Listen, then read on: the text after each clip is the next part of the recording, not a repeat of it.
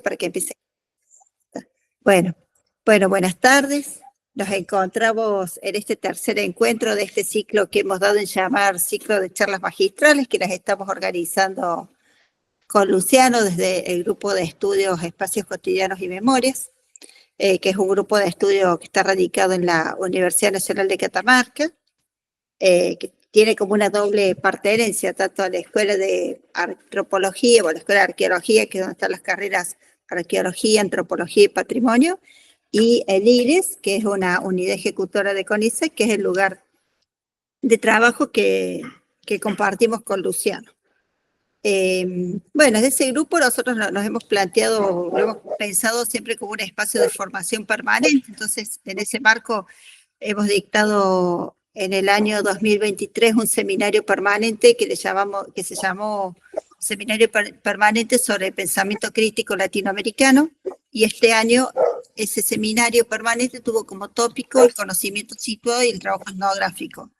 Y que estos son justamente eso, ¿no? Espacios de formación, formación para los que estamos en el grupo, pero lo abrimos a la comunidad para quien quiera aprovecharlo, pueda sumarse, porque ese es el sentido, ¿no? Como ese estudio permanente. Y entonces, bueno, dentro de las distintas actividades que pensamos de ese grupo de estudio, tenemos como estas acciones a corto plazo, o acciones cortas, como bueno, alguna vez hemos dado conversatorios, hemos dado alguna charla, un taller, y bueno, en este caso, este ciclo de charlas magistrales, y también tenemos como estos seminarios permanentes que todos los años se van reeditando con un tópico diferente. Así que, bueno, en la semana próxima vamos a estar presentando la página web del grupo de estudios, también para que ustedes se interioricen y puedan arrimarse al grupo, participar, o por lo menos tener conocimiento, si les interesa, ¿no? También sumarse al grupo. Así que ya ahora le voy a dar la palabra a Luciano para que lo presente a Guillermo y después ya iniciamos la charla con Guillermo. Ya estamos grabando, aviso, ¿sí? Bueno. Buenísimo. Sí, después estas charlas junto con las dos anteriores del ciclo de charlas va a estar subida al canal de Facebook del grupo de estudio. Eso, bueno, va a estar todo en la página web del grupo. Buenas tardes a todos los que están por ahí, los que se han inscrito. Habíamos tenido muchos inscriptos, bueno, unos cuantos están acá presentes, así que buenísimo. Bueno, contento también de cerrar esta actividad que empezamos en el segundo cuatrimestre. Tuvimos 3 charlas, uno con el doctor Héctor Palma, la doctora Silvia Greenberg y ahora con la de Guillermo Folguera. La idea es continuar el ciclo el año que viene, seguramente con algunas charlas más. Y bueno, contento de acá que esté Guillermo, porque de alguna manera creo que cierra un poco lo que era la idea del ciclo. Y la primera charla, la de Héctor Palma, se llamaba Ser investigador hoy, responsabilidad política, instituciones y pasión, ¿no? Y para todos los que conocemos el trabajo de Guillermo, bueno, sabemos que si hay algo que atraviesa su trabajo es en gran medida la responsabilidad política y también la pasión, me animo a decir, ¿no? Así que bueno, simplemente lo voy a presentar a Guillermo. Es licenciado en Filosofía por la UBA, licenciado en Ciencias Biológicas, doctor en Ciencias Biológicas también por la UBA, investigador independiente del CONICET, con sede en el Instituto de Ecología, Genética y Evolución de Buenos Aires, profesor del área de Historia de la Ciencia y Filosofía de la Biología, especialista en Filosofía de la Biología y los problemas socioambientales. Y entre sus publicaciones recientes se pueden destacar el libro La ciencia sin freno, de cómo el poder subordina el conocimiento y transforma nuestras vidas, del año 2020, la compilación del libro Diálogo sobre el modelo agroindustrial argentino, del año 2022, el trabajo junto a María Paula Blois, Veneno, de este año, y el libro Ontología del despojo, también de este año 2024. Así que, bueno, sin nada más, Guillermo, muchísimas gracias por haber aceptado nuestra invitación. Y bueno, te damos la palabra. Bueno, muchísimas gracias. Gracias, Martín, gracias, Silvia. ¿Me escuchan bien? ¿Estamos bien? Voy a llenar en este momento el termo, así lo tengo al lado. Me van a esperar un segundito nomás y arranco agradeciéndole de las personas queridas que están a tu lado, que están conectadas. Un segundito más. Sí, tranquilo. Te esperamos.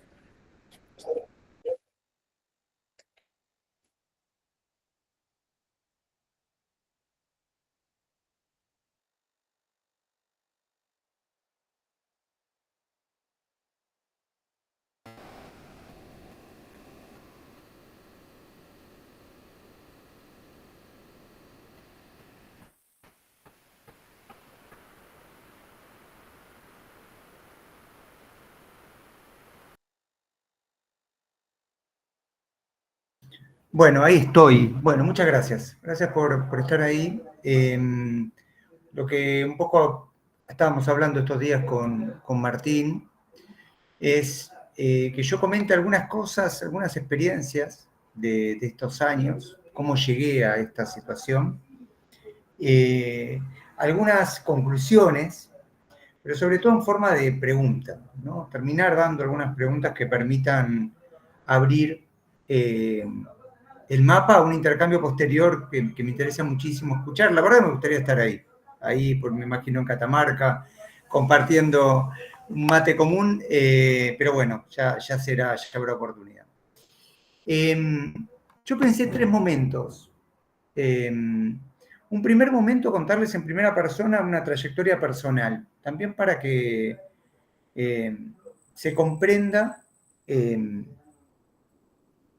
cómo mucho de lo que aparece en un currículum está más bien, es una construcción que no responde exactamente a la genealogía de una trayectoria, por lo menos con la que yo he tenido, que tiene mucho más que ver, como dice la canción de Silvio Rodríguez, con causas y azares, en donde los azares son los que prevalecen y trayectorias familiares, inclusive intergeneracionales.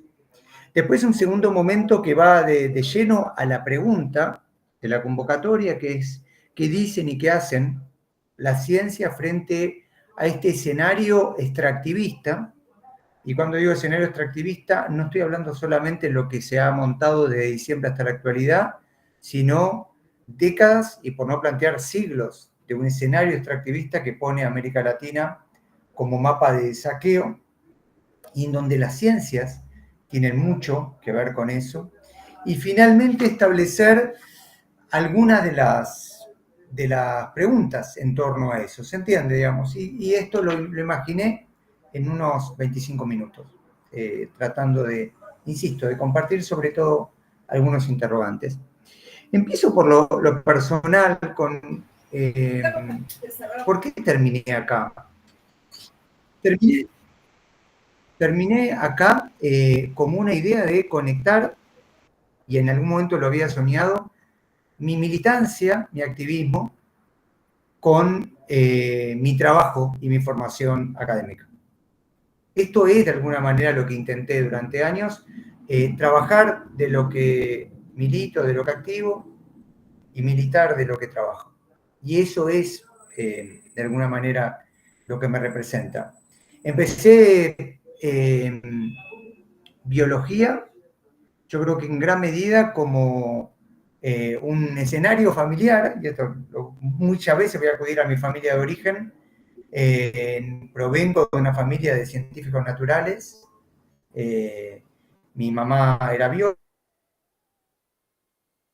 tío matemático, mi prima matemática, mi otra prima matemática, mi hermana y mi hermano geólogos. Digo, todo un mapa de científicos naturales, y en ese me gustaron los dinosaurios y me puse a estudiar seres vivos. En ese momento estaba muy lejos de imaginar que iba a poder 20, 25 años después hablar de esto. De audio estamos bien, porque las cosas se me entrecortan, pero estamos bien, ¿no? Sí, sí, La te conexión, escuchamos ¿está bien. bien? A veces se nos corta un poquito, pero te venimos siguiendo bien. Sí, sí, gracias, Guillermo.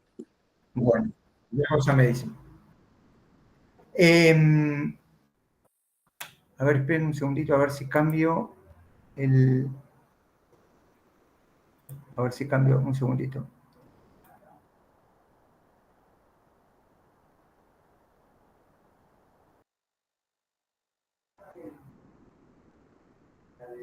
Bueno, ustedes me dicen cualquier cosa. Ahí cambié de señal.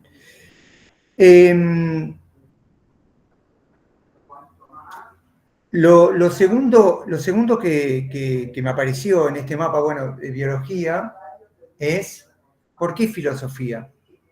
Y la verdad que empecé filosofía también por un azar. Me gustaba escribir, me gustaba sacar fotografías. Fui a anotarme, en algún momento leí un par de autores filósofos que me impactaron, leí a Foucault, recuerdo un libro de Antonin Artaud, Van Gogh, El suicidado de la sociedad, y me terminé anotando en filosofía, pero realmente me gustaba leer. Me gustaba disfrutar y me gustaba viajar con mi cabeza. Y a eso se le sumó que me gusta muchísimo dar clase, entonces había algo muy placentero también de estar en las aulas y de poder compartir con los y las estudiantes intercambios, pareceres. Me gusta mucho el cine, entonces, por ejemplo, doy clase ahora de historia de la ciencia con películas. ¿Por qué lo estoy contando de una manera tan tumultuosa? Porque siento que es así, o así fue mi vida. Y a eso se le sumó la militancia. Empecé a militar en 1999, fui secretario de Derechos Humanos del Centro de Estudiantes. Mi papá y mi mamá fueron exiliados de Chile, eran parte del gobierno de Allende y se vinieron exiliados con el golpe. Y como todo hijo de exiliado, en general la militancia inicialmente la pensamos como derechos humanos. Y así empecé, como derechos humanos. Me agarró el 2001 en la calle, y al poquito tiempo después, y acá empiezan a unirse todos estos hilos que contaba deshilachados, empecé a escuchar hablar de los transgénicos. Fue la primera vez que escuchaba crítica de los transgénicos, año 2002. Ya estaba terminando la licenciatura de biología, había escuchado hablar en mi materia de biología molecular de los transgénicos de manera muy promisoria. Y escuchaba del otro lado a gente, a colectivos y a comunidades decir que los transgénicos no era eso que nos estaban diciendo y del cual yo me había formado. Hice la licenciatura y el doctorado en ciencias biológicas en temas de crisis climática, de cómo los organismos se lidiaban con las fluctuaciones térmicas. Avancé con la carrera de filosofía y entré en la militancia al grupo de reflexión rural para ya empezar a discutir el modelo agrario argentino. Los transgénicos que habían sido aprobados en 1996, el primer transgénico, la soja RR, la soja resistente a Roundup, al glifosato, se expandían muy fuerte en Argentina en el 2002-2003, de la mano de una especie de realpolitik, de, bueno, vamos a sacarle la plata que podamos al modelo agrícola argentino y restaurar un poco una Argentina muy diezmada después de lo que había sido la década menemista. La verdad es que nada de eso sucedió. Los transgénicos se siguieron expandiendo. Para que tomen una referencia, hoy creo que estamos hablando de 79 transgénicos. Los agrotóxicos que habían sido parte de la promesa de usar menor cantidad de agrotóxicos no paraban de aumentar.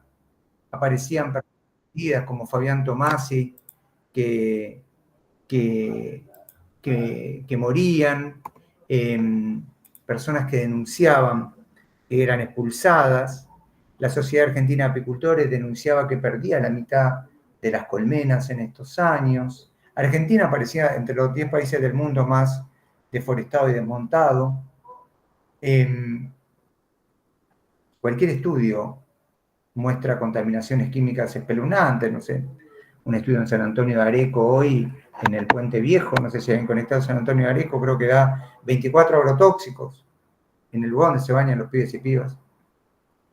Y a eso también presiones fuertes de corrimiento de la frontera agrícola. De hecho, hasta donde tengo entendido, el este catamarqueño, hablé con una ingeniera agrónoma, había sufrido también la soja HB4, después en todo caso confirmen lo que estoy señalando, estoy casi seguro, que generó en 2 o 3 generaciones impermeabilizaciones de los suelos y que se pierda justamente una parte importante de la riqueza del suelo. Y en el 2015, que para mí fue un año muy emblemático, decido irme del grupo de reflexión rural y además decido, dentro de la dinámica de CONICET, pasarme ya definitivamente a la filosofía y tener como epicentro de los temas a pensar problemáticas socioambientales. Tratando de conectar, ya era graduado de biología, ya era graduado de filosofía, tratando de conectar y tratando de preguntar, entonces, ¿qué? Y en ese año donde de alguna manera empiezo a conectar la parte militante con la parte académica, ya habiendo conocido, no sé, estuve cerca de Andrés Carrasco, por ejemplo, en sus últimos 3, 4 años de vida, conocí un montón de referentes, Damián Berseñasi, Damián Marino, Rafael Lachmanovich, gente que quiero, que admiro, bueno, poquito después conocí obviamente Horacio Machado Arao, digamos, un montón de académicos y académicas que quiero, que respeto, que admiro, Alicia Mazzarini.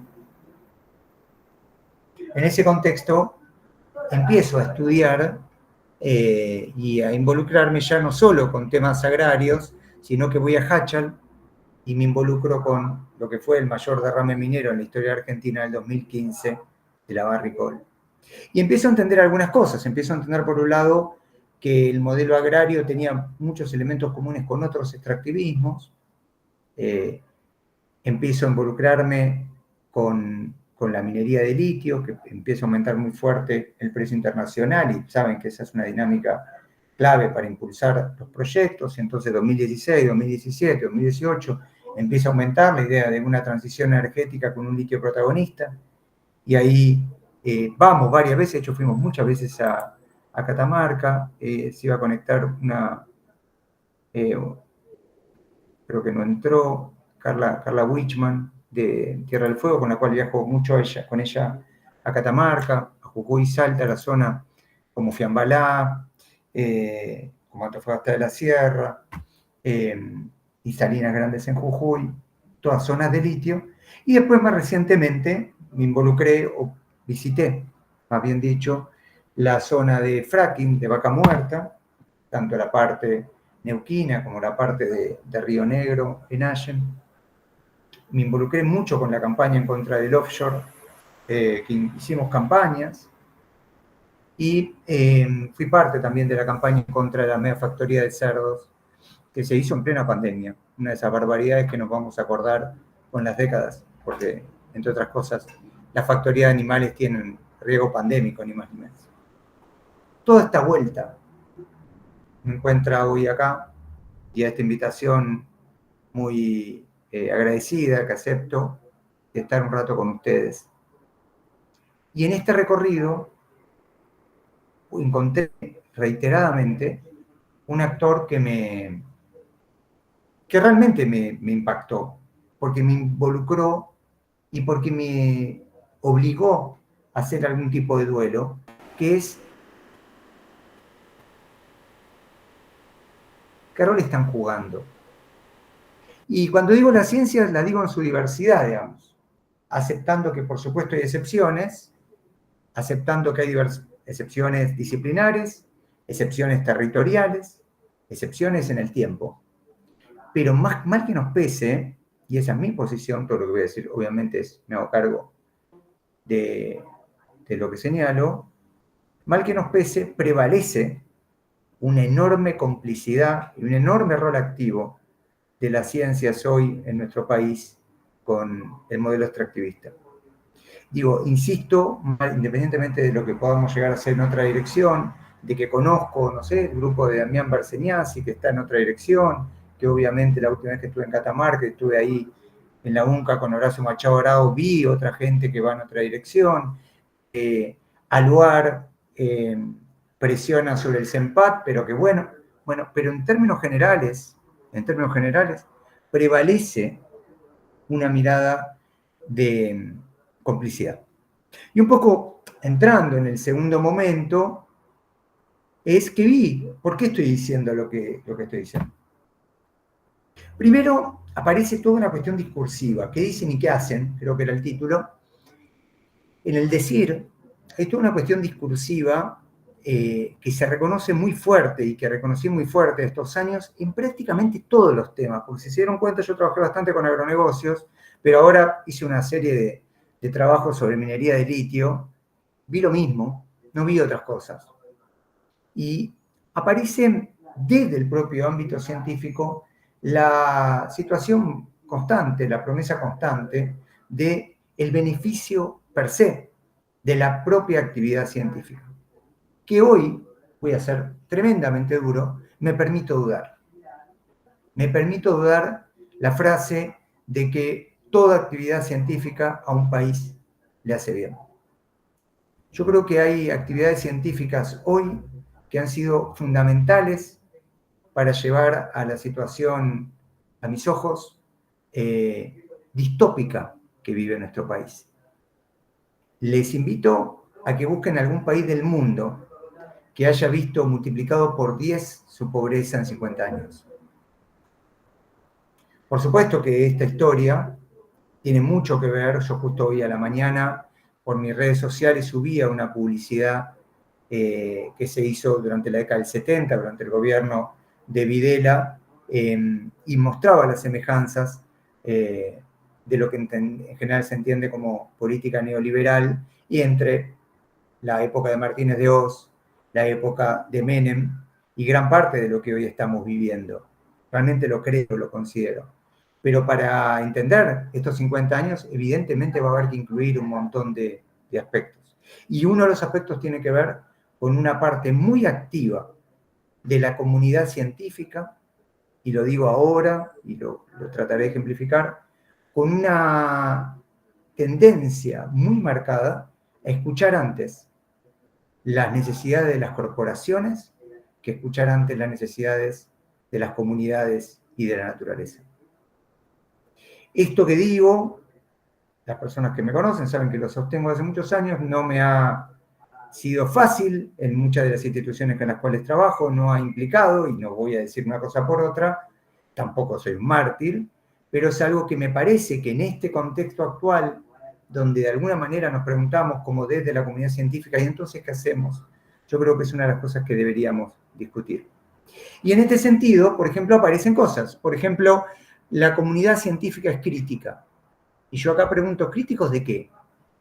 En serio lo pregunto. ¿Críticos de qué somos? Yo tengo dudas respecto a algunas cuestiones que se nos presentan como críticas. ¿Hasta qué punto después se sostienen? Por ejemplo, ¿somos críticas respecto a de dónde recibimos el dinero? ¿Somos críticos respecto a las consecuencias de lo que hacemos? Por ejemplo, hoy me mandaron varias veces un grupo de geólogas y geólogos de Río Negro que habían encontrado la forma de decir más claramente dónde hay algunos minerales que pueden servir para la transición energética. Creo que hablaban de molibdeno, cobre y algunos otros. Ahora, yo les pregunto, eso que pareciera ser un gran tema científico, ¿cómo va a repercutir en las comunidades territoriales? Por ejemplo, en las comunidades mapuches de Río Negro. ¿Cómo les pega? ¿Qué se va a aprovechar realmente de una investigación que diga cómo encontrar fácilmente cobre? Yo sé que lo que estoy diciendo perturba, porque rápidamente, ¿y entonces qué hacemos como comunidad científica? Y ahí el problema es que mucho de lo que estamos viendo hoy no es que empezó a discutirse ahora. Por ejemplo, me viene a la mente El hombre unidimensional de Herbert Marcuse, libro de la década del 60, y Marcuse dice, el problema es que están metiendo como comunidad científica la pregunta de para qué y para quién debajo de la alfombra. Digamos, hay que traerla a la superficie. ¿Para qué y para quién hacemos lo que hacemos? Trigo HB4. Yo insisto con el trigo HB4. Estados Unidos no se había animado a hacer el trigo HB4. Para las personas que no saben, el trigo HB4 se hace como una alianza entre la Universidad Nacional del Litoral, CONICET, insisto, institución en la cual yo trabajo, CONICET, UNL, he dado cursos hasta que me dijeron que no podía dar más por mi posición crítica con los transgénicos, y Bioceres. Bioceres es una empresa que fue generada hace 20 a 25 años por 3 personas fuertes de nuestro país que los conocen. Uno es Grobo Copatel, el otro es el rey de la soja, el otro es Sigman, sexto millonario de Argentina, principal accionista de Biogénesis Bagó, dueño del Grupo Elea, o una de las cabezas del Grupo Elea, una de las personas que quiso impulsar el tema de la mega factoría de cerdo, hizo el principio activo de la vacuna AstraZeneca-Oxford, digo, son las personas que ha en gran medida motorizado, y el otro es Huergo, responsable de la sección rural del Grupo Clarín. Fíjense la alianza que se genera. Vuelvo al título de la charla de hoy. ¿Qué dicen y qué hacen la ciencia frente a los extractivismos? Bueno, ahí qué hicieron, ahí qué hicimos. Hicimos un trigo que hoy es de una empresa privada. ¿A quién benefició ese trigo? Encima tiene 2 problemas. además de que tiene dueño, tiene dos problemas que me impresiona que no podamos discutirlo frontalmente. Uno es que es un paquete tecnológico con el glufosinato de amonio, un herbicida mucho más tóxico que el glifosato, y que la investigadora responsable, Raquel Chan, la justificación dijo que lo habían usado como marcador, cuando la verdad podrían haber usado otro marcador y no justamente un herbicida más tóxico que se requería por parte de los grandes empresarios para mantener estos niveles de productividad. Y después que es tecnología HB4. Y dar esta charla con gente de Catamarca es fundamental, porque la tecnología HB4 es una tecnología de corrimiento de la frontera agrícola. ¿Se entiende? Si yo la parte más seca de Argentina hoy me está actuando como un limitante de la expansión de cultivo, la tecnología HB4 me permite correr. Correr la frontera agrícola significa básicamente desmonte. Desmonte significa expulsión de comunidades locales. Contaminación química, probabilidad de sequía e incendio. ¿A quién favoreció el trigo HB4? ¿Por qué me impresiona? No solo porque se hizo, sino porque ahora, por ejemplo, para demostrarle la valía de la ciencia a Milei, se hizo un spot oficial y se puso al trigo HB4 como la segunda joya de nuestro país. Vuelvo al título, ¿qué dicen y qué hacen la ciencia frente a los extractivismos? Después aparecen la idea de lo verdadero. La ciencia dice verdades. La ciencia dice verdades. Es una de las cosas que me obsesiona, obviamente. Trato de pensar. Ahora, el problema ahí es el singular, ¿no? Y el problema es que a esa verdad además le ponemos una mayúscula. Y entonces, si aparece esa verdad que es trascendente, y un montón ha corrido la pluma, ¿y entonces qué es un campesino? Vuelvo al tema del trigo HB4. Si yo tengo a comunidades que dicen, el trigo me va a hacer mal, y agrego, me va a hacer mal a la dieta, porque además, por supuesto que empobrece, y eso que empobrecimiento involucra que va principalmente a las panzas de las personas ya más pobres, con lo cual aumenta la brecha social, etcétera, etcétera.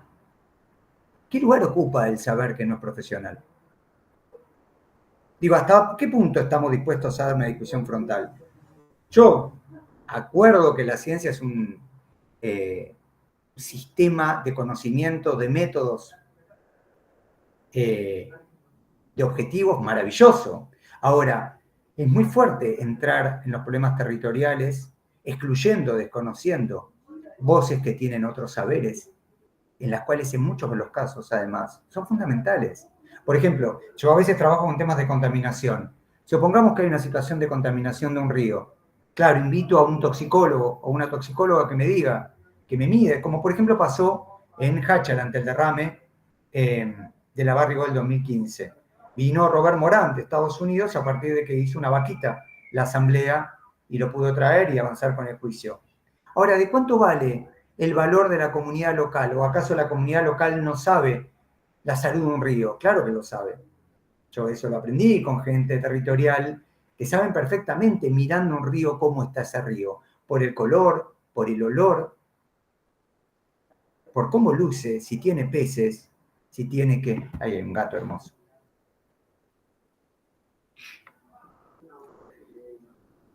El otro punto que yo entiendo, que es fundamental para entender esta discusión, es que la historia de las ciencias en nuestro país es una historia muy golpeada.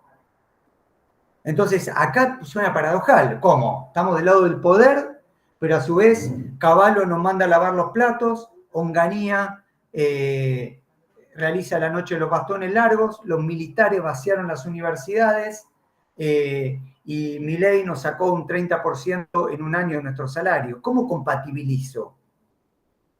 Y yo ahí entro de vuelta a discutir, porque es el mismo plan. Porque parte de lo que se está invitando, empujando a la comunidad científica, es a que trabajemos para los intereses privados. Entonces, parte del tema acá fundamental, que me trajo acá, es cómo hacemos para que nuestra agenda sea verdaderamente pública, como nos gusta decir. Verdaderamente a favor del pueblo, como nos encanta decir. Porque el trigo HB4, disculpen, no tuvo nada de popular. Y porque, disculpen, decir que el molibdeno y el cobre tengo la manera de encontrarlo, no beneficia en nada a las comunidades mapuches de Río Negro. Las perjudica. Hoy las perjudica.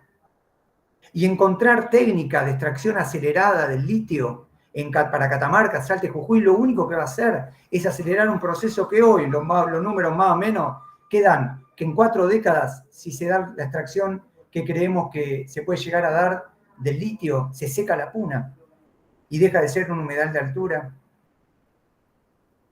¿Qué es esta promesa de la actividad científica? Alguna vez lo compartí con Horacio Machado Araoz, algunas de estas reflexiones, allá en Catamarca, una persona del público preguntó, ¿y cuándo cambiará la comunidad académica? Y Horacio dijo, no sin esa voz dulce que tiene y ese sentido del humor, dijo, cuando el pueblo lo agarre del cogote a la comunidad académica. Y a veces siento que estamos esperando eso. Estamos esperando que verdaderamente el pueblo nos venga a señalar que hemos sido actores fundamentales, insisto, con excepciones, pero con una política institucional marcada, constante, a favor de los grandes intereses. Y entonces ahí aparecen, en este final de la segunda parte y antes de hacer el cierre, pregunta, digamos, ¿a quiénes escuchamos? ¿A quiénes estamos escuchando? Yo, por ejemplo, tengo un montón de anécdotas para contarle en la escritura de los papers, en la escritura de los libros que mencionaba Martín, pero también en términos de esta militancia. Y, por ejemplo, pero para que se entienda, SENASA, el órgano de control que más o menos señala qué insecticidas, qué químicos, qué pesticidas en general se aprueban en nuestro país, una vez en un estudio en relación con abejas, y por qué Argentina seguía aceptando un insecticida, un grupo de insecticidas que en Europa se habían prohibido, el responsable de agroquímicos y agrotóxicos nos daba una serie de explicaciones. Por supuesto, las explicaciones fuertemente vinculadas con esto que acabamos de decir. Y en un momento, Paula Blois, la compañera con la cual estaba haciendo la entrevista, le preguntó, ¿y ustedes escuchan a las comunidades responsables de agroquímicos de SENASA, agrotóxicos? ¿Ustedes escuchan a las comunidades? Sí, sí, claro, las escuchamos. ¿Y cómo la escuchan? Y responde, por mail. ¿Y qué hacen con los mails? Le pregunta Paula. Y esta persona dijo, se los mandamos a las empresas. Esto era el año 2022. Esto es parte, me parece, de lo que estaría bien dar, por lo menos una discusión, dar acá y dar en las instancias que podamos. Después, insisto, hay excepciones, pero esas excepciones, en general, lo que yo he visto son de carácter voluntarista. De carácter voluntarista. Las políticas institucionales fuertes, desgraciadamente, en general, van mucho más a privilegiar los vínculos con las empresas que los vínculos con las comunidades locales. Eso lo vi en CONICET, eso lo vi en la UNL, eso lo vi en la UBA, eso lo vi en el CEMPAT, eso lo vi en la Universidad Nacional de Córdoba, eso lo vi en la Universidad Nacional de Rosario, eso lo vi en la Universidad Nacional de La Plata, y estoy seguro que ustedes tienen un montón de ejemplos, igual que yo, en la mente en este momento. Después hay algo muy fuerte de los extractivismos, de esta fase extractivista, que por supuesto le podemos dar 500 años con la conquista de América, 200 años con la creación del Estado argentino, 50 años con las últimas dictaduras militares y la aparición de los grupos financieros. Pero si yo me detengo en particular en esta última vuelta extractivista con los transgénicos, con la megaminería, con el fracking, con el offshore, con las plantaciones forestales, lo que tengo es una característica muy relevante a la luz de pensar nuestras ciencias, que es la ciencia tiene una generación de condiciones de posibilidad impresionantes. ¿A qué me refiero? A que gran parte de estas cosas que mencioné no se podrían hacer sin un trabajo activo de la comunidad científica. Y entonces ahí tenemos un problema enorme. Porque si el modelo de agronegocio lo único que ha hecho es aumentar la desigualdad social en nuestro país, junto con la mega minería, si el fracking, justo ahora vine de Neuquén, llegaba el avión, yo no sé si han estado en Neuquén últimamente, digo, estamos hablando de uno de los lugares más ricos del país con Vaca Muerta.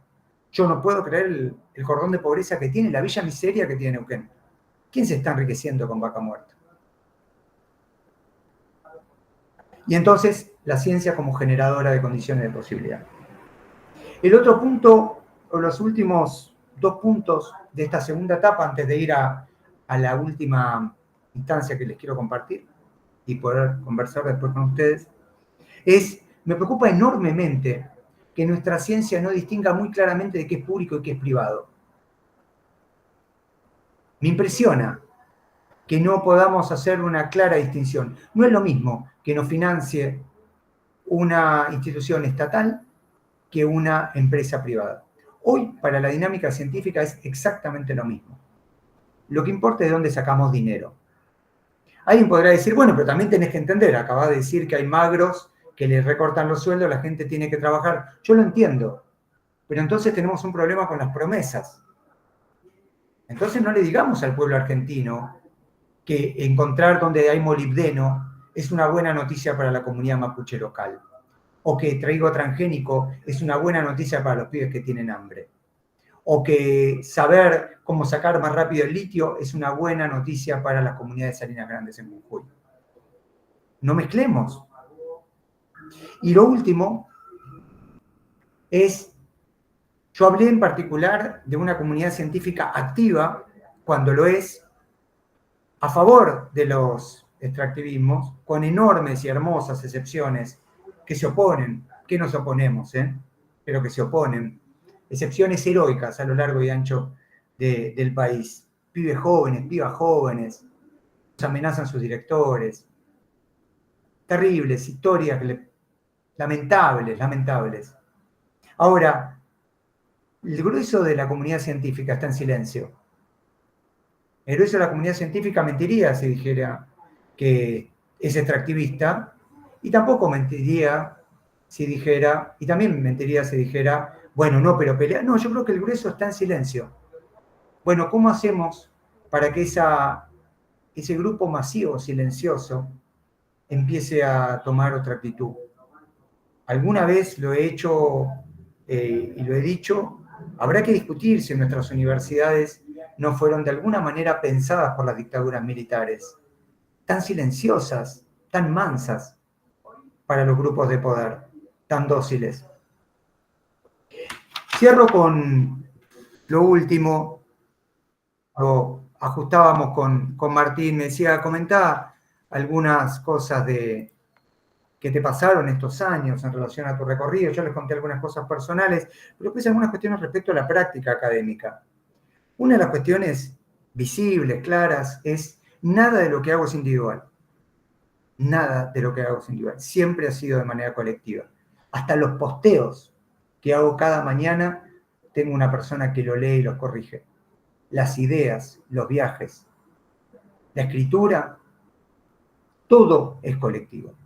La idea de un currículum individual es una de las atrocidades más claras que tiene que ver pensar a la ciencia como si fuera una competencia capitalista, en donde yo me apropio, tengo paper, compito, cuantifico, le gano, punteo, saco 93,8 y me obtengo la beca. Esa es una manera práctica y terrible de entender a la comunidad científica.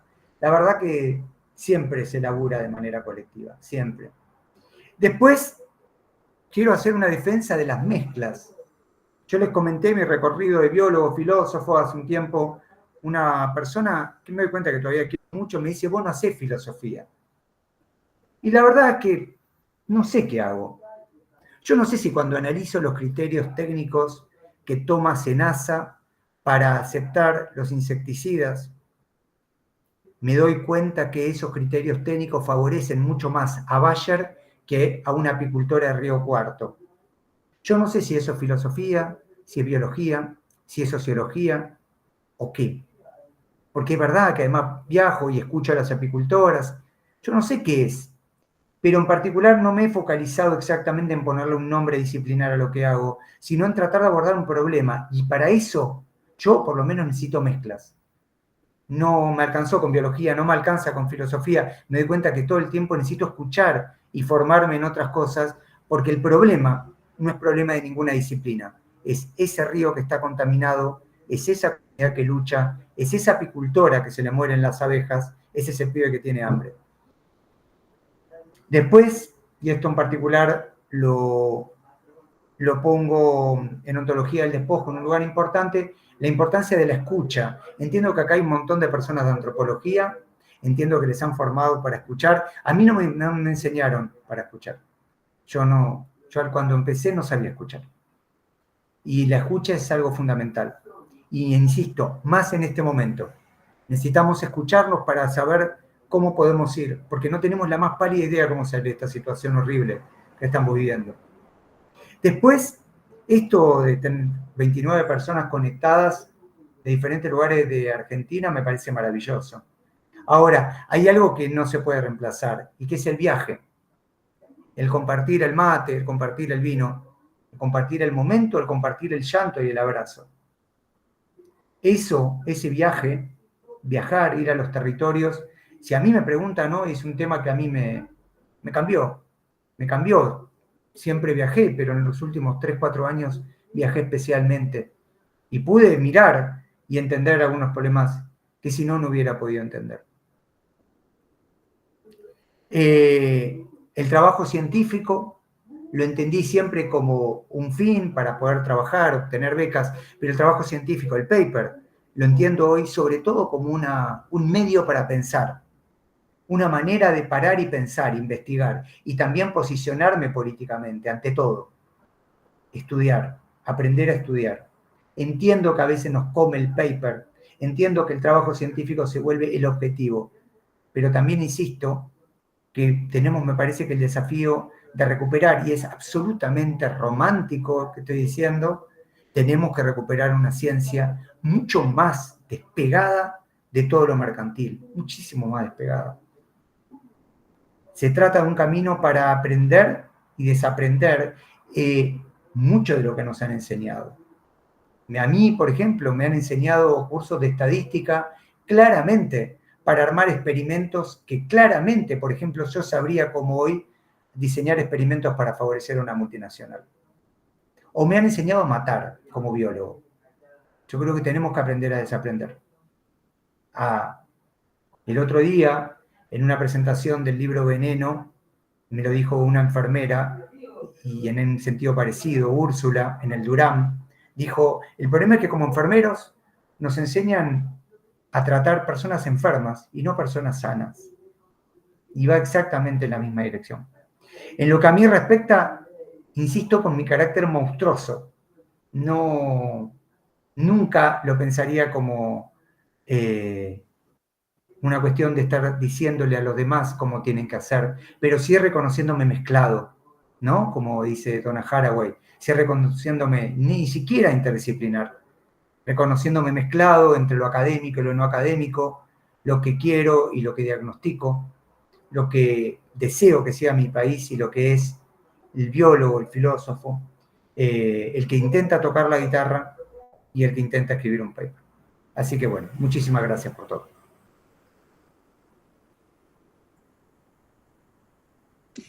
Muchísimas gracias, Guillermo, por tu tan cálida y generosa exposición, presentación. Bueno, por suerte esto ha quedado grabado porque nos compartiste y nos dejaste tantas cosas para pensar y estos 3 ejes que vos tomaste, ¿no? Cada uno da para volver a escucharlo y debatirlo, ¿no? Seguirlo, conversarlo con nuestros grupos de trabajo. Y qué decir después de todo lo que dijiste, pero me gustó mucho cómo surgen ahí ¿cómo se llaman estos? Los simbolitos, ¿no? La gente va mostrando sus emociones. Y esto que vos decís, ¿no? Que saber no es disciplinar y que cada vez también tenemos que acostumbrarnos más a vivir o a tratar de entender este mundo o este contexto, ¿no? Lleno de tantas incertidumbres y que nos requiere seguir como aprendiendo y vinculándonos con gente que no está en la academia, porque cada vez las respuestas están, o muchas de las respuestas están por fuera de la academia. Entonces, eso es algo que tenemos que, bueno, que todos practicar mucho más, ¿no? Esta escucha que vos decís, como dice Leckendorf, dice, ¿no? Que es la palabra hablada y la palabra escuchada, ¿no? Que es esa escucha del corazón, esa escucha que es mucho más de lo que estrictamente se enuncia. Y esto de la interdisciplina tan nombrado y a veces que queda quizás como algo de moda o algo políticamente correcto, decir que somos interdisciplinarios, que hacemos trabajo interdisciplinario, multidisciplinar, y me gusta esto que alguna vez leí de Castro Gómez, que dice, bueno, que eso de la interdisciplina es como, bueno, que atravesar puentes, ¿no? Pero que tenemos que tratar de, más que atravesar esos puentes, de habitar en esas distintas habitaciones, ¿no? Que es un entramado mucho más complejo esto de lograr realmente una interdisciplina, que también parece que es una deuda, pues algo que nos cuesta bastante, porque estamos en nuestros lugares bastante cómodos en la academia. Y bueno, y después todo el contexto y demás, lo que ya me quedo pensando, ¿no? Como también qué lugar el lugar de la política en todo esto, ¿no? No solo el lugar del capital, bueno, obviamente están muy ligados a los capitales, pero a veces queda como, quizás queda un poco solapada el lugar de la política, los partidos políticos, cómo van jugando, ¿no? En todo este entramado de lo que nos constituimos en estos últimos 70 años, diría yo, más que 50, solo llevaría un poquito más allá. Bueno, eso, ¿no? Esos apenas comentarios, y no quiero quitarle la palabra a otro, pero principalmente agradecerte por esta tan generosa exposición que nos ha hecho y que nos deja pensando en tantas cosas. Así que bueno, gracias. Ahí ya hay manos levantadas. No sé si vos, Lucero, querés decir algo, o llevamos con las manos que están levantadas. Bueno, Clarita había levantado la mano. Sí, cada uno cuando levante la mano, si quiere también presentarse para el resto, que así sabe Guillermo quién es el que habla y el resto lo conoce. ¿Qué tal? Buenas tardes. Bueno, yo soy Clara, estoy en el grupo de estudios con Silvia y Luciano, estudio antropología social, ya casi terminando la carrera. Y bueno, quiero decir que nunca escuché como una catarata de verdades. De cosas que no se romantizan, así que la verdad que me gustó muchísimo lo que dijiste. Y yo me pregunto, después que hablaste de estas empresas privadas que actúan, digamos, ¿qué buscan, no? ¿Qué es lo que quieren más allá, digamos, por supuesto, del dinero, de la parte económica? ¿Qué es lo que buscan? Y hablando del tema de las comunidades que son escuchadas, yo creo que a los que menos se escucha o sea, los gobiernos son los que menos escuchan. O sea, no escuchan a los científicos, no escuchan a las comunidades. Los gobiernos trazan sus políticas públicas y sus políticas de Estado con las que es muy difícil luchar, contraponerse. Y bueno, también el tema, hay muchas cosas, ¿no? Pero también el tema esto de que, a ver, lo que decía Machado Arao, cuando los científicos pararían de hacer todo esto que también nos daña, que es como una contradicción. Los científicos hacen cosas para el bienestar de la sociedad, pero también cosas que nos perjudican. Bueno, pero yo de todos modos creo que somos muy mansos, que no salimos de las manifestaciones, de las formas que sean, no salimos a expresar nuestra contrariedad contra algo que vemos, que sabemos que no nos hace bien. Y bueno, eso es lo que a mí es como que estoy como en una etapa de que me revela y contestataria, pero bueno, todavía es como, no tengo el título y no puedo expresarme, digamos, mucho o públicamente, pero por ahí me gustaría que estos encuentros los vieran gente de los partidos políticos, a ver si es que por ahí se conmueven, les entra algo que los haga, que los desestabilice, ¿no? Porque como que esto queda muy entre los académicos y bueno, y es como que uno no sabe qué hacer, pero bueno, me encantó la charla, digamos, muy sincera. Muchas gracias. A vos, gracias, Guillermo, Clara.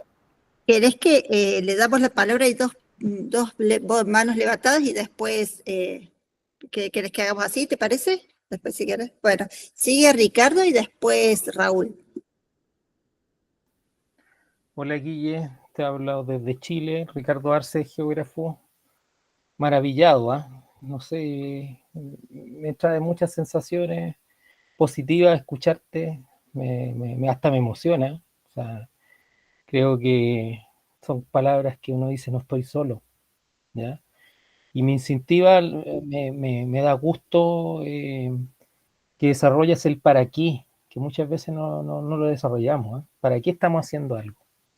Muchas veces somos instrumentos de otras personas, instrumentos de los empresarios, instrumentos de ese neoliberalismo transformador que desde Chile lo hemos exportado tan negativamente a otros lados. O sea, eso también me mueve mucho. Nosotros el 2019 tuvimos un estallido social y ese estallido social fue por ser contrario al neoliberalismo en todas sus formas, o sea, también dentro del ámbito académico y todas las formas. Y el neoliberalismo transformador nos dio la vuelta y ahora nadie estuvo ahí. O sea, eso es como que hay un negacionismo y como que en un minuto éramos 2 millones en la calle y ahora nadie estuvo ahí. Entonces igual ahí hay un tema que muchas veces los empresarios lo han trabajado tan bien y han marcado, han hecho unos cortes ideológicos de la misma gente. O sea, me encantó tu charla, el recorrido que tuviste, las trayectorias, como dice Silvia, y esa constancia y esa valentía de seguir adelante que trae muchos problemas, trae más problemas que beneficios. Y mira, yo no tengo nada que preguntarte porque estoy como absolutamente choqueado, pero de buena forma, y no sé, no me podía quedar sin hablar, sin comentar de que me encantó lo que dijiste en todas sus formas. O sea, ojalá todos pensaran igual. O sea, ese es como mi mensaje. Ojalá tuviésemos la fuerza transformadora de cambiar esta Latinoamérica. Que justamente ahora estaba leyendo un libro de Bolívar, entre paréntesis, y hay muchos elementos que se parecen a eso y que se pensaron hace 200 años y que todavía no salimos de ahí. Incluso estamos más metidos en esos temas y estamos en una suerte de entreguismo de alguna manera. O sea, el último comentario, no sé, pues nosotros suponíamos que estábamos en un gobierno progresista y en ese gobierno progresista de Chile, Boric, me he dado cuenta que funciona más la derecha por abajo que por arriba. O sea, eso es súper complejo. Solidarizo con el pueblo argentino que tiene que aguantar al presidente que tienen y que le está quitando tantas cosas. Y como escuché el otro día cuando estuve en La Plata, el ADN de Argentina, que es la educación, lo están cercenando. Esas serían mis palabras. Te lo agradezco, te voy a empezar a seguir, voy a ver cómo que quedé profundamente motivado con lo que dijiste. Eso es lo otro que anoté, que movilizado y motivado. Me sirvió. Ojalá que no se me acabe la motivación. Muchas gracias, Silvia y Martín, por traer esta gente espectacular. Gracias. Y qué bueno que quede grabado. Gracias. Bueno, Raúl. Sí, Raúl, después Natalia, y ahí hacemos un alto para que Guillermo pueda intervenir y después si hay más preguntas seguimos. Sigue entonces Raúl. No te escuchamos. No te estamos. Ay. Está muteado, Raúl. Sí. Cero. Es la barra espaciadora. Ahora me deben estar escuchando, entonces. Perfecto. Bueno, muchas gracias por la charla, por la introducción de los temas. Raúl de Rosario, soy docente de la universidad.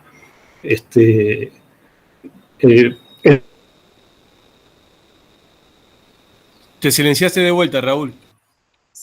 A ver. Volvió a quedar muteado, sí. Ahí está, ¿no? Bien, decía que en un todo, de acuerdo con las opiniones vertidas, por los puntos de vista particulares vertidos, tengo algunos... De vuelta, Raúl. Hay algo que tocás, se ve que activa o sea, que silenciona tu micrófono. ¿Será así? Ahí va, ahí va. Debe ser que tengo que tener la tecla espaciadora apretada. Sí, posiblemente. Vamos a ver. Bueno. Sí, respecto de los planes de estudio que posiblemente, no, seguramente, no posiblemente, seguramente venimos arrastrando desde tiempos de la dictadura. Eso en algún tiempo se ha cambiado, pero no se ha podido cambiar todo. Yo me preguntaba en la época de la pandemia, en tiempo de pandemia, estaba esperando continuamente que las asociaciones profesionales salgan dando un comunicado respecto de cómo debíamos conducirnos. Porque sí, la ciencia no es escuchada por los políticos posiblemente, pero ¿en qué lugar se ubican los científicos o los profesionales de la ciencia en la sociedad? Es como que no hay un puente entre lo que es netamente académico y la actuación de los académicos. ¿Quién recorre entre los académicos o entre los profesionales? ¿Quién recorre el territorio para ver cómo son las cosas? Solamente se espera que los medios publiquen para tal vez colocar el tema en agenda, un tema que les concierne en agenda. Yo creo que la actuación de las asociaciones profesionales debería revisarse esencialmente para que tomen parte en la creación de las normas, las normativas, las leyes, los comportamientos, las recomendaciones que se pueden hacer, en este caso de la pandemia, por ejemplo, las asociaciones relacionadas con la salud. No salieron, yo estuve esperando y no salieron con un comunicado, cuando nosotros necesitábamos como sociedad que justamente mantenemos la universidad, estamos esperando que esa universidad nos devuelva el producto de su trabajo, ¿no? Bueno, es como que esas asociaciones están trabajando hacia adentro, pero no trabajan hacia afuera. Se reúnen para deliberar entre ellos, pero es una reunión endógena, es para adentro y nosotros no tenemos un producto de la discusión crítica que pueden hacer ellos respecto de la aplicación de sus ciencias o de aspectos teóricos inclusive, ¿no? Bueno, hay un buen componente de epistemología en esto, porque decíamos, la ciencia dice verdades. En realidad habría que ver hasta qué punto son verdades lo que dice la ciencia, desde qué punto empiezan a ser intereses, y en realidad lo que nosotros decimos que es una verdad es un enunciado. Son enunciados que se dan por verdaderos, pero cuando el enunciado ha sido, hay autores que han hablado de esto mucho, ¿no? Cuando el enunciado ha sido falsado, tenemos que empezar a ver las cosas desde otro punto de vista, ¿no? Bueno, son cosas que hasta ahora yo no he podido clarificar respecto de la actuación de la ciencia en el territorio. Me gusta participar estos pensamientos porque no, aún al día de hoy no he encontrado una satisfacción al respecto, ¿no? Muchas gracias. Gracias. Natalia, y ahí cerramos esta primera ronda. Hola, hola Guille. Bueno, yo no soy del palo de la ciencia ni nada, soy docente, me uní porque me interesaba escuchar la charla. Se me viene a la cabeza un libro que leí hace poquito de filosofía de Ortega y Gasset que se llama Meditación de la técnica. Habla acerca de por qué el hombre inventó la técnica, esa capacidad de hacer herramientas y demás, que por un lado le permitió protegerse y vivir, ¿no? Pero por otro lado, esa técnica al ir avanzando le ha hecho como perder el rumbo al hombre, esta idea de progreso y de ya no saber hacia dónde vamos. Y creo que eso un poco es lo que yo siento que pasa con la ciencia unida a la tecnología. Creo que hemos perdido el por qué y el para qué. Y en ese entramado me parece que nos tenemos que hacer esa pregunta y poder volver a las bases, porque yo no creo que podamos volver a vivir como vivíamos hace miles de años atrás, pero sí me parece que podríamos unir las cosas buenas de la ciencia y la tecnología con la sabiduría ancestral y de los pueblos. Creo que sería muy bueno que la ciencia pueda volver a escuchar esas voces que son tan fundamentales. Nada, tengo esa idea nada más para compartir. Gracias. Gracias. Bueno, vamos con Guille. No hay más preguntas Bueno. por ahora. Bueno, primero mando un abrazo grande a Clara, Raúl, Ricardo y Natalia. Me parecen como un montón de reflexiones que podría decir. Voy a tratar de ser muy breve y conectar, ¿no? Yo creo que el ejemplo, tomo ahí, lo señalado creo que por Raúl, el ejemplo de la pandemia es un buen ejemplo.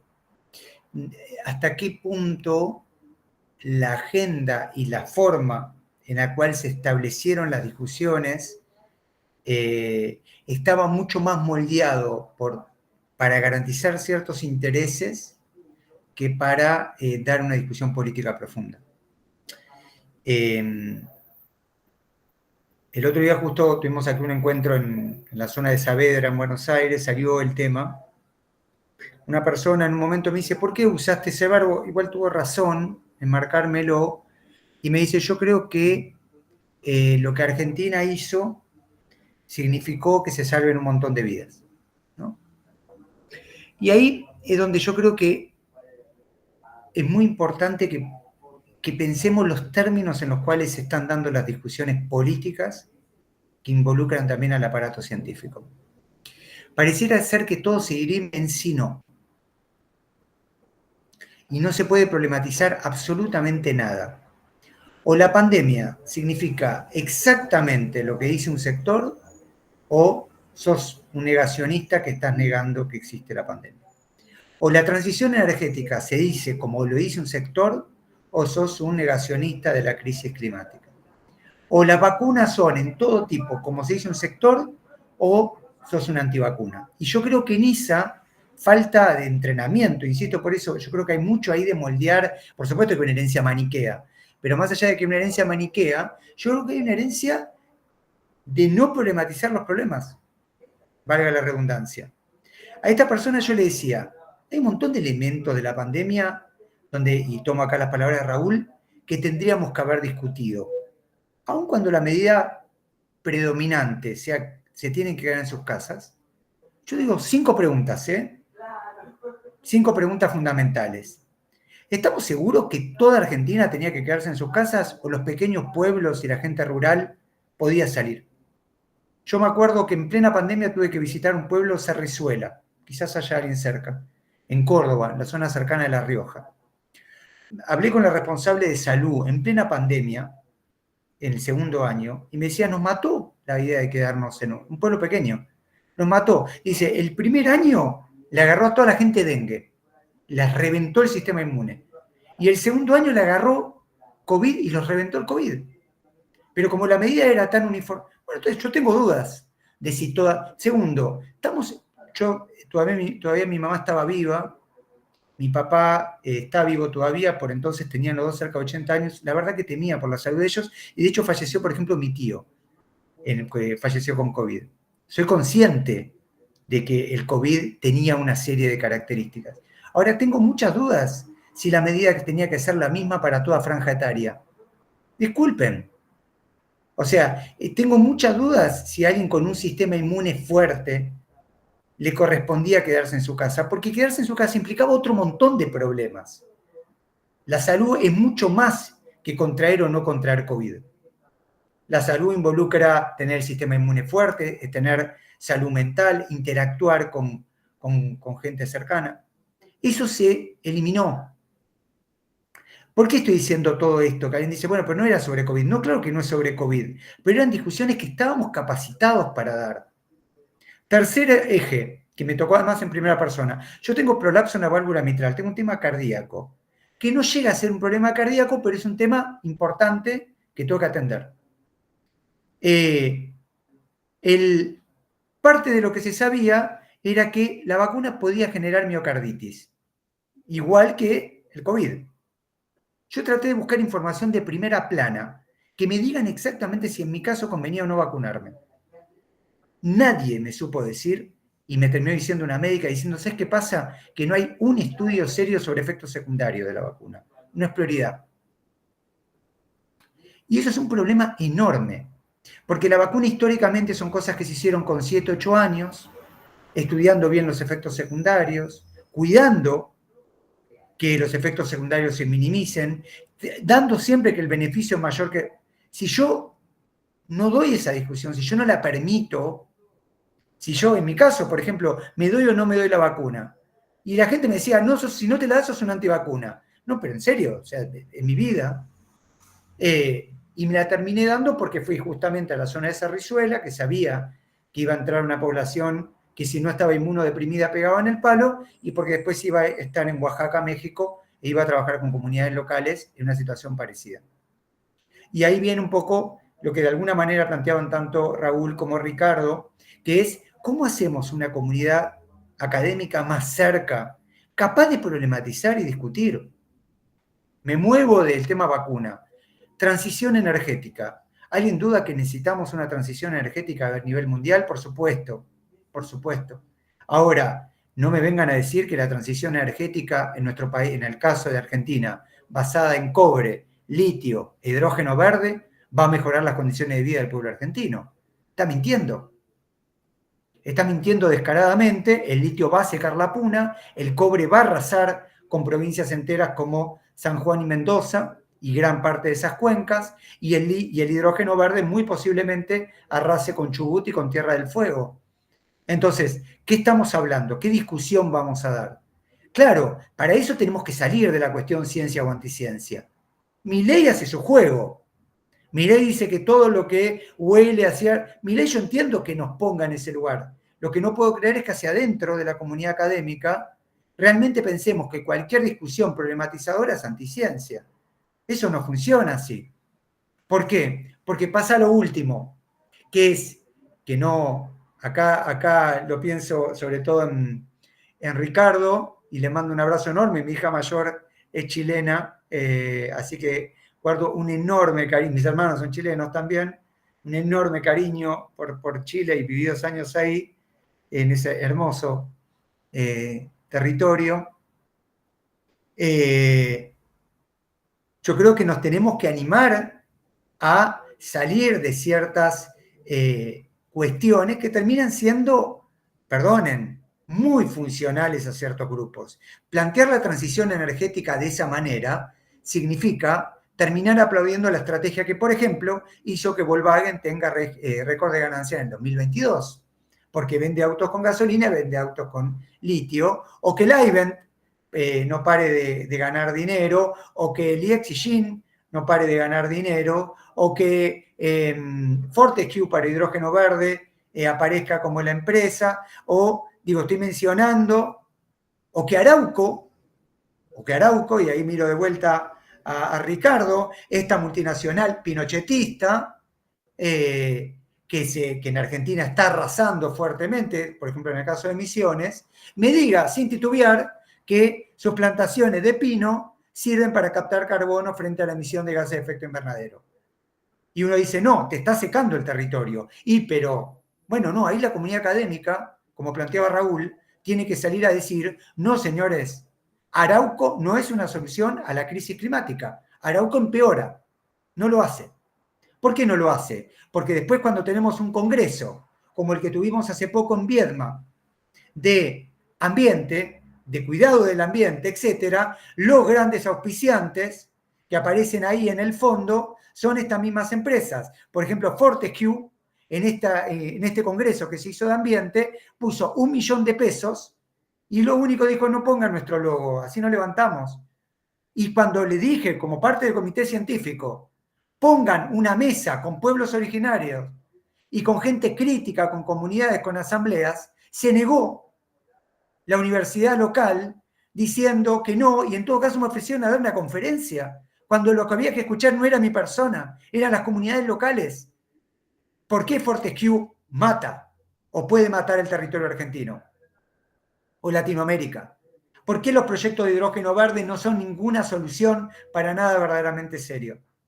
Entonces, y termino con esto, agradeciendo nuevamente también a Clara y a Natalia.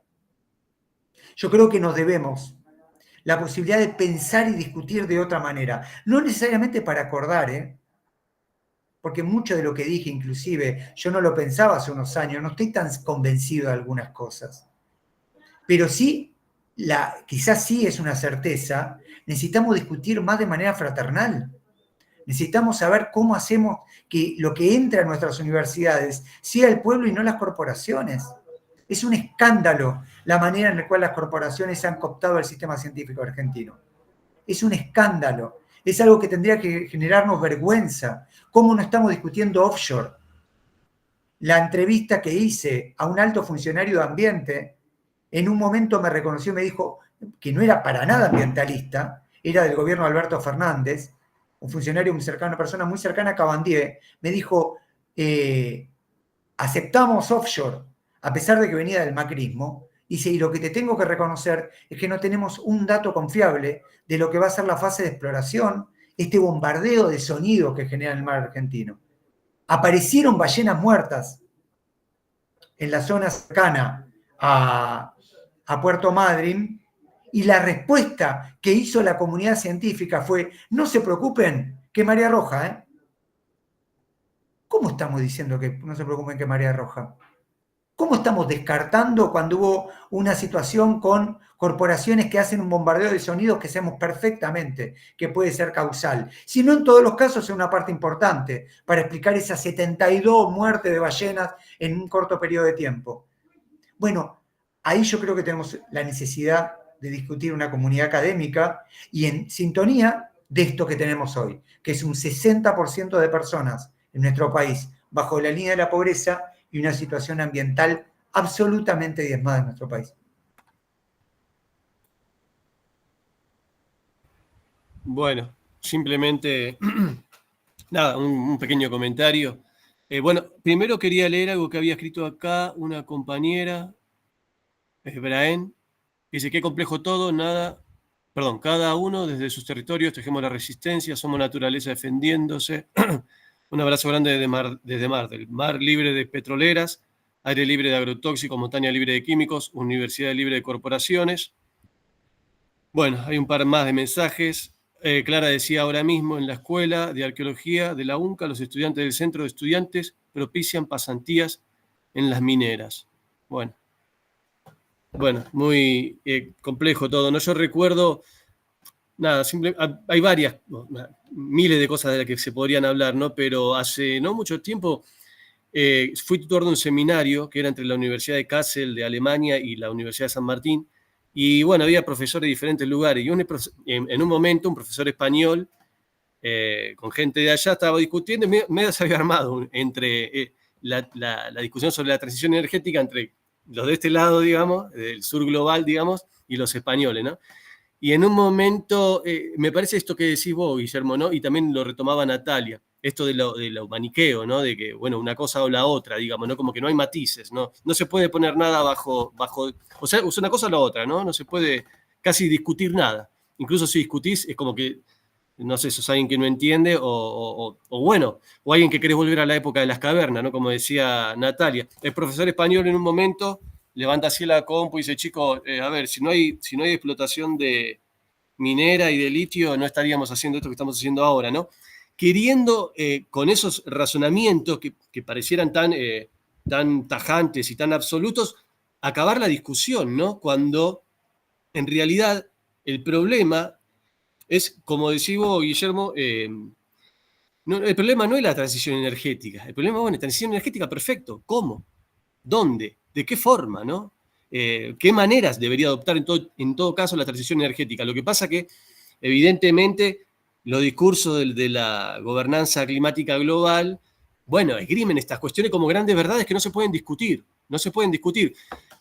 Retomo una frase ya la cité un montón de veces en este par de años, pero Latour, en Cara a cara con el planeta, en un momento, dice: el conocimiento situado es mucho más realista que el conocimiento desde ninguna parte, o el conocimiento que pretende permanecer por arriba de las partes, dice Latour, ¿no?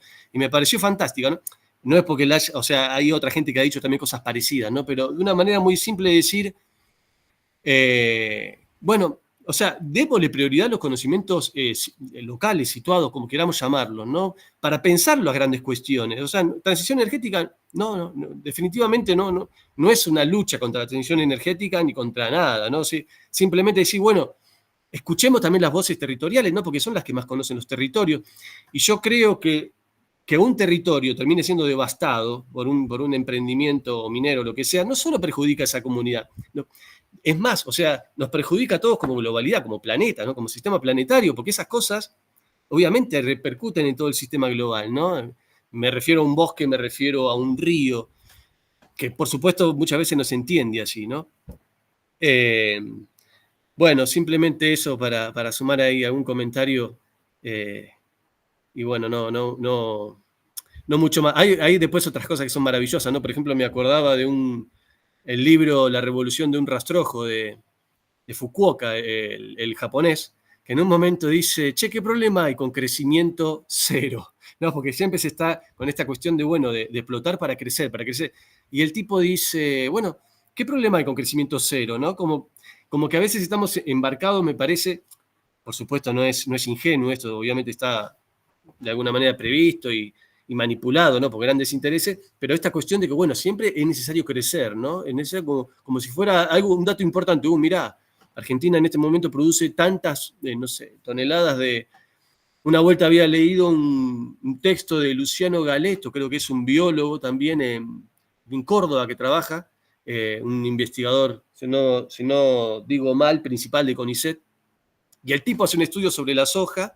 Y claro, Argentina produce soja para, no sé, alimentar, no sé si era una animalada, ¿no? No sé si eran, qué sé yo, no quiero decir, no sé si eran 600 millones de personas, una locura, ¿no? ¿Y cómo se puede pensar que haya pobreza y hambre en contextos así, ¿no? Y por último, Guillermo, vos trajiste el tema de las megagranjas, que fue hace, no sé, 2021, 2022, no me acuerdo, o 2020, quizás, no sé.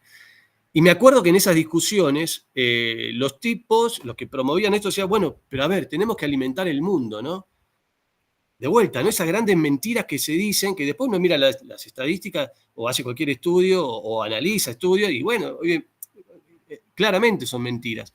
Pero como que se agarran de esos grandes discursos también y uno se encuentra ahí como una especie de, no sé, de Quijote contra tremendos molinos de viento, porque evidentemente los recursos y las posiciones en las que estamos parados, las diferentes personas que estamos en esta arena de disputa, son totalmente asimétricos, ¿no? Pero me acuerdo de esto, ¿no? Que fue lo mismo del trigo, ¿no? Del trigo transgénico. No, hay que alimentar al mundo, ¿no? Hay que alimentar al mundo, ¿no? Y que muchas veces muchas personas lo repiten, pero sin darse cuenta que no no se está alimentando el mundo, se están alimentando, qué sé yo, 4 o 5 tipos, digamos, que se llenan sus bolsillos, ¿no? Por hablar mal y pronto. Bueno, simplemente eso. Gracias, Guille, por la charla y las participaciones de los compañeros.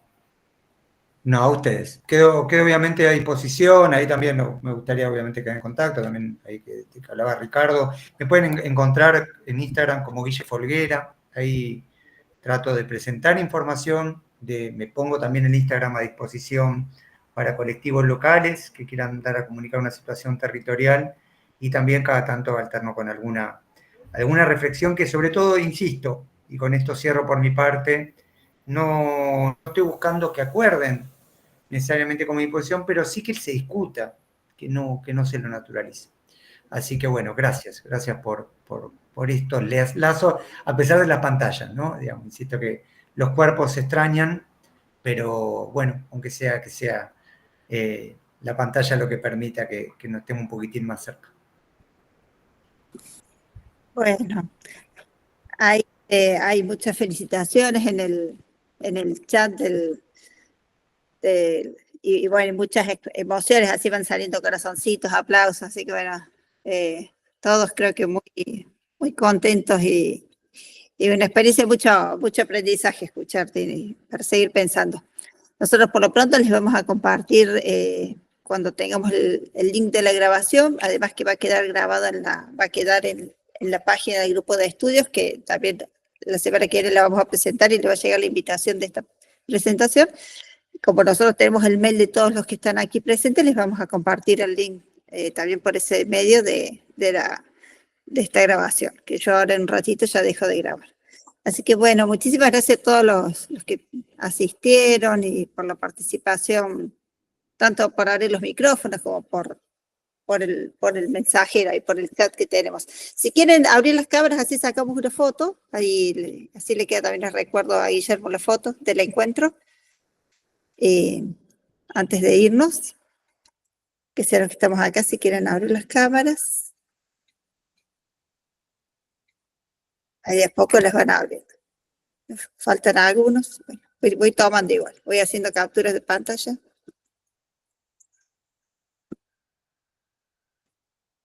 Bueno.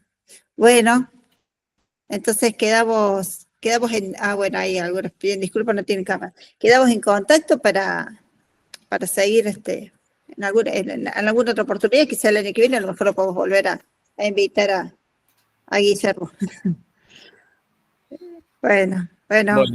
Bueno, muchas gracias, Guille, gracias a la Gracias, chau. Chao. Gracias, hasta luego. Ahí estamos.